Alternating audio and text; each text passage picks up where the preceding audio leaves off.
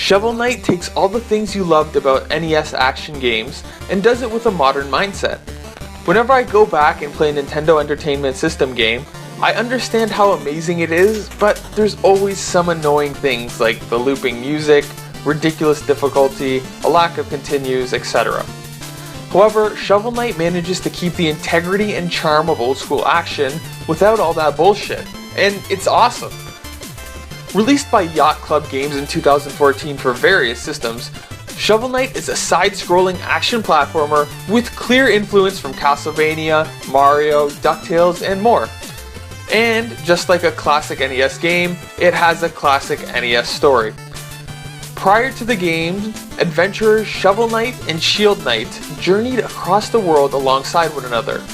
But while exploring the Tower of Fate, a cursed amulet takes over Shield Knight and leaves Shovel Knight outside of the sealed tower. Grieving for his beloved, Shovel Knight gives up on adventuring and goes into a self-imposed exile. During his absence, the Enchantress rises to power, spreading evil across the land. Upon hearing that the Enchantress has unsealed the Tower of Fate, Shovel Knight begins his journey back to it, hoping to find and rescue Shield Knight. In order to do so, Shovel Knight must fight the members of the Order of No Quarter, who have been dispatched by the Enchantress to impede him. I normally wouldn't talk too much about the story in a game like this, but it's amazing how much emotion this game gets by with so little.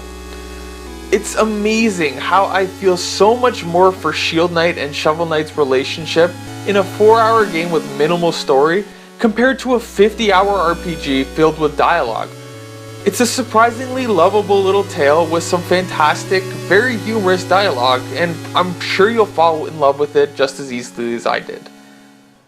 Of course, the gameplay is where this one really shines, and you'll find some incredible level design here that's just as clever as the writing, if not more so.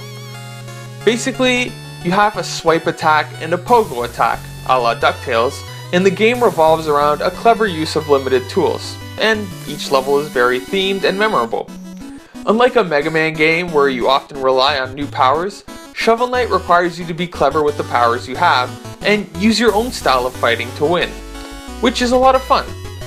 Add on some branching paths, tons of secrets, surprises, cheats, an extra character to play as, and more, and you have a game with a ton of replay value. Another great aspect of this game is in the details. There are a lot of little side levels to play, armor to buy, and a nice host of nifty power-ups and weapons at your disposal.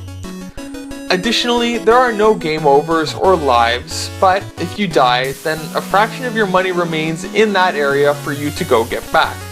This saves a lot of time and frustration, which was an issue why I couldn't enjoy a lot of older NES games. Also, look at this.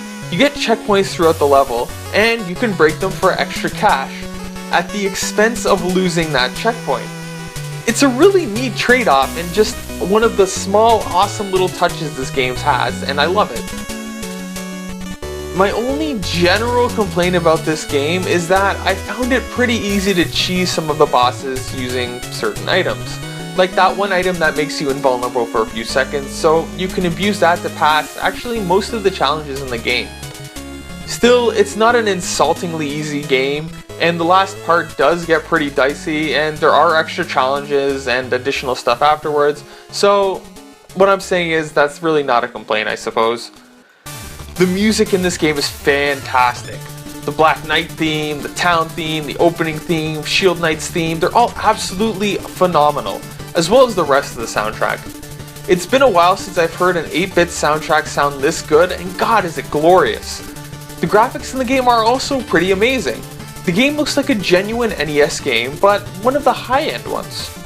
Some of those character sprites are really detailed, and there's some pretty funny animations. The game's just a joy to look at, and the whole night theme was a clever idea to make this game feel really unique. To conclude, I really dig Shovel Knight.